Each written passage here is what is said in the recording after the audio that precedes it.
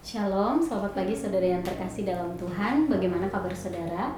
Saya berharap kita semua tetap berada dalam perlindungan dan penyertaan Tuhan. Puji Tuhan jika pagi hari ini kita kembali bertemu dalam program Renungan Pagi Spiritual Life. Pagi hari ini kita akan merenungkan kebenaran firman Tuhan yang terambil di dalam Matius pasal 12 ayat 22 sampai 37 dengan judul perikop Yesus dan Beelzebul. Mari kita baca bersama-sama. Kemudian dibawalah kepada Yesus seorang yang kerasukan setan. Orang itu buta dan bisu. Lalu Yesus menyembuhkannya, sehingga si bisu itu berkata-kata dan melihat. Maka takjublah sekalian orang banyak itu. Katanya, ini agaknya anak Daud. Tetapi ketika orang Farisi mendengarnya, mereka berkata, dengan Beelzebul, penghulu setan, ia mengusir setan. Tetapi Yesus mengetahui pikiran mereka lalu berkata kepada mereka, setiap kerajaan yang terpecah-pecah pasti binasa, dan setiap kota atau rumah tangga yang terpecah-pecah tidak dapat bertahan. Demikianlah juga kalau iblis mengusir iblis, ia pun terbagi-bagi dan melawan dirinya sendiri. Bagaimanakah kerajaannya dapat bertahan? Jadi jika aku mengusir setan dengan kuasa Beelzebul, dengan kuasa siapakah pengikut-pengikutmu mengusirnya? Sebab itu merekalah yang akan menjadi hakimu. Tetapi jika aku mengusir setan dengan kuasa Roh Allah, maka aku sesungguhnya kerajaan Allah sudah datang kepadamu. Atau bagaimanakah orang dapat memasuki rumah seorang yang kuat dan merampas harta bendanya apabila tidak diikatnya dahulu orang kuat itu? Sesudah diikatnya barulah dapat ia merampok orang itu. Siapa bertindak bersama aku, ia melawan aku, dan siapa tidak mengumpulkan bersama aku, ia mencerai-beraikan. Sebab itu aku berkata kepadamu, segala dosa dan hujat manusia akan diampuni, tetapi hujat terhadap Roh Kudus tidak akan diampuni. Apabila seorang mengucapkan sesuatu menentang anak manusia, ia akan diampuni. Tetapi jika ia menentang Roh Kudus, ia tidak akan diampuni. Di dunia ini tidak, dan di dunia yang akan datang pun tidak. Jikalau suatu pohon kamu katakan baik, maka baik pula buahnya. Jikalau suatu pohon kamu katakan tidak baik, maka tidak baik pula buahnya. Sebab dari buahnya itu dikenal. Hai kamu keturunan ular beludak, bagaimanakah kamu dapat mengucapkan hal-hal yang baik, sedangkan kamu sendiri jahat? Karena yang diucapkan mulut meluap dari hati.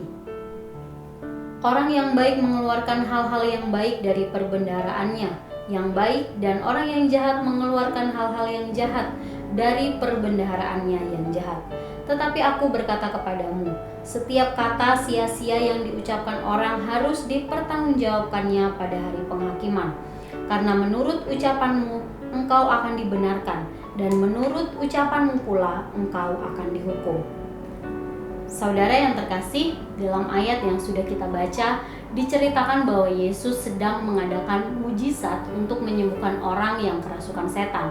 Mujizat ini kemudian mengundang berbagai respon dari orang banyak. Ada yang takjub menyaksikan mujizat itu, sehingga muncul pernyataan ini agaknya anak Daud. Pernyataan ini mengandung makna bahwa melalui mujizat ini, mereka kemudian mengetahui bahwa Yesus adalah Mesias yang selama ini mereka nanti-nantikan.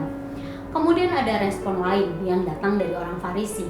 Mereka mengatakan bahwa Yesus mengusir setan dengan kuasa Beelzebul, sang penghulu setan, terdapat di ayat 24. Orang Farisi yang seharusnya lebih tahu bahwa kuasa setan hanya bisa diusir dengan kuasa Allah, justru tidak dapat melihat seperti yang orang banyak lihat. Saudara, Yesus mengetahui apa yang dipikirkan oleh orang Farisi, sehingga ia memberikan jawaban yang logis untuk menyatakan siapakah dirinya. Yesus berkata, jika dia adalah sekutu setan dan ingin berkuasa di dunia ini, maka mana mungkin Yesus mengusir sekutunya sendiri dari orang yang sedang dia kuasai. Tentu ini hal yang tidak masuk akal. Kemudian, jika bukan karena kuasa penghulu setan, tentu saja yang dapat melakukan hanyalah kuasa yang lebih besar daripada kuasa penghulu setan itu sendiri. Lalu siapakah yang lebih besar dari kuasa setan? Jelas itu adalah kuasa Allah. Respon orang Farisi terhadap mukjizat yang dilakukan Yesus sesungguhnya memperlihatkan hati mereka yang tidak percaya bahwa Yesus adalah Mesias. Saudara, keadaan seperti ini juga dapat terjadi dalam kehidupan orang percaya pada saat-saat ini. Ketika menyaksikan keajaiban dan keagungan karya Allah, ada orang yang semakin mengenal Allah dan mengalami persekutuan yang indah dengan Dia.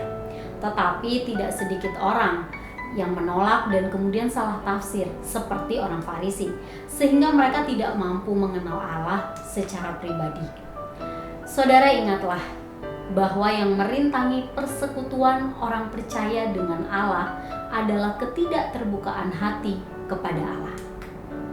Saudara, marilah kita mengambil waktu sejenak untuk merenungkan kebenaran firman Tuhan yang baru saja kita dengar.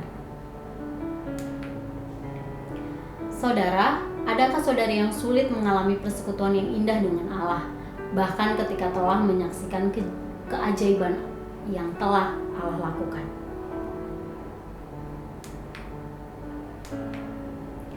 Jika ada, marilah kita mengambil waktu sejenak untuk mendoakan hal tersebut. Berdoalah agar Tuhan menjamah hati saudara sehingga mampu melihat karya Allah yang ajaib, sehingga saudara dapat mengalami pengalaman pribadi bersama Allah.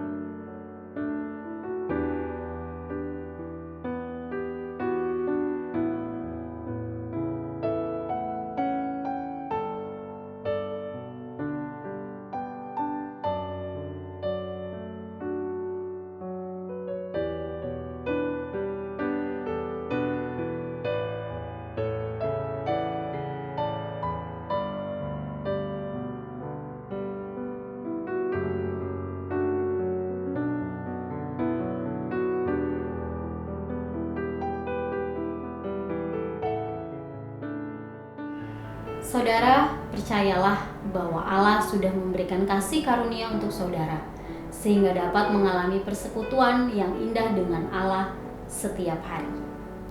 Mari kita berdoa. Bapa di surga, kami sungguh mengucap syukur jika Tuhan memberikan kami kesempatan untuk menghirup udara pagi hari ini. Dan sekarang Tuhan, kami akan memulai hari kami, dan kami sudah merenungkan kebenaran firman Tuhan. Firman-Mu kembali mengingatkan kepada kami bahwa sebenarnya yang merintangi hubungan kami dengan Allah adalah ketidakterbukaan hati kami sendiri. Ya Tuhan, bila ada di antara kami yang mungkin akhir-akhir ini sulit membangun hubungan pribadi yang dekat dengan Tuhan, kami berdoa kiranya Tuhan menjamah setiap hati kami, sehingga kami mampu menikmati hubungan pribadi yang indah dengan Tuhan setiap harinya.